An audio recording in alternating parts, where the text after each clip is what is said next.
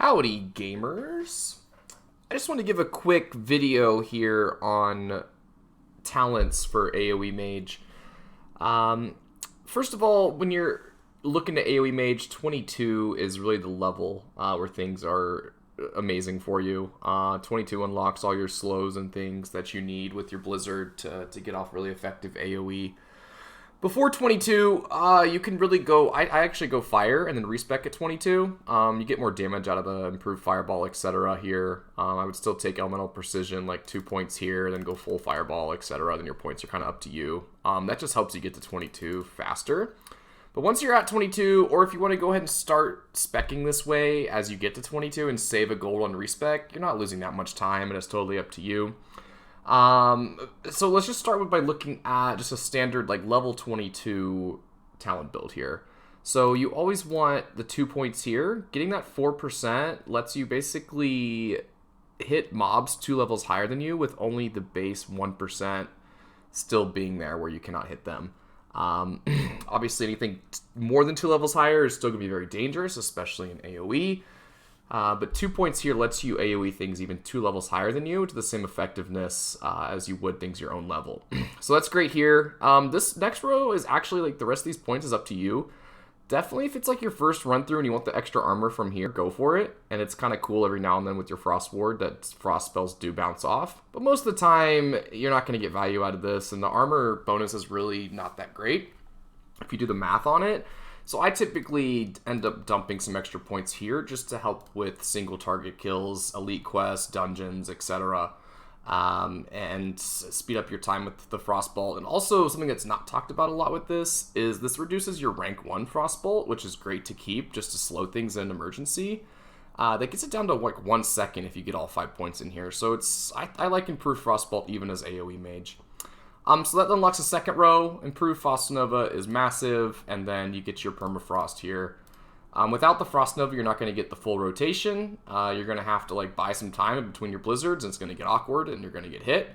And then, I mean, this is just mandatory for AoE Mage. Really anything that's going to be utilizing your slows. You want the max slow effect, and buying that time with the slow. And then this is what gives you at level 22 here. Boop, 3 points here. You're now ready to AoE. Now we'll just go and finish kind of the rest of all the way the Frost Tree here because that's pretty much the vital pieces. But this is your standard build to 22. If you want to keep going, Cold Snap's your definitely number 23 or level 23 choice. Then you're going to see a little flexibility here with some points, this first point and then points in the future here. We'll see a little flexibility. I like to go into Piercing Ice first, just to increase the overall kill time here, or kill speed that I get with the frost damage that I'm using. It's not that big, right? 2%, but over time, hopefully that's going to pay off pretty well.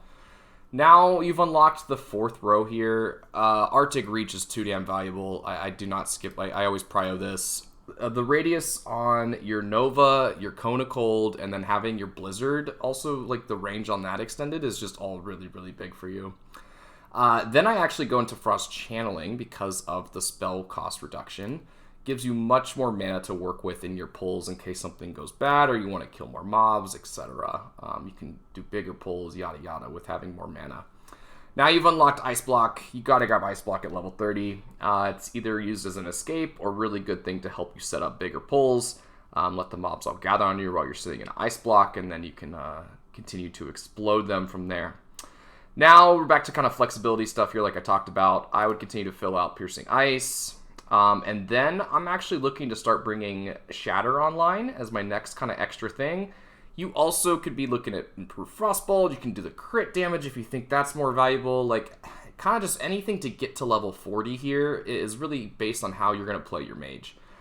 For me, once I've got the Blizzard set up, and I got the value out of these, I got the Ice Block, I'm really looking to get my Shatter online as soon as possible because I really like the damage it'll do in my kill times later.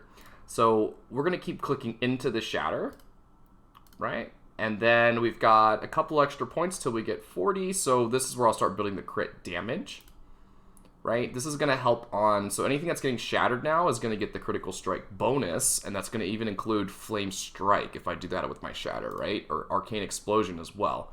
Now this is only helping, this frost damage is only helping like Cone of Cold, and other frost spells, right? But getting the Shatter online first helped with the Flame Strike and the Arcane Explosion. So that's where I would go here, and then I go here, kind of with the extra points. But we're at level 40 now, and we get the Ice Barrier. I mean, this is just makes your AoE... takes your AoE to a whole other level, so you got to go with the Ice Barrier. And then once again, after that, it's kind of up to you how you want to finish filling this out. You basically, this is your prio here. Your priority is getting to here. Now you can continue to fill out Frost, build more Shatter, build Cone of Cold, build, I mean, anything you want here. Get this extra point is big later down the road. Might as well grab it now. I mean, there's a lot of different things here. Or you go ahead and start down the Arcane and really try to get Arcane concentration, get that clear casting maxed, and go from there. Once again, a lot of flexibility here, but this is kind of how you get to 40 and what you want to see at 40, and then you can go from there. My last playthrough, we actually ended up like completely in Frost. I barely made it over to any Arcane. I think for a beginning mage, if you want to work with your mana, going into that Arcane concentration is not a bad idea. But I really liked increasing the single target damage and like my AoE damage by staying in Frost Tree a lot and really building out here. We even went full Winter's Chill. And I ended up getting like this too, right? Like, I had everything but Frostbite, and then was just over here just dabbling a bit. But like, I didn't end up prioritizing this, and I was fine with this. Our single target and our AoE damage was really good, and I was happy with it.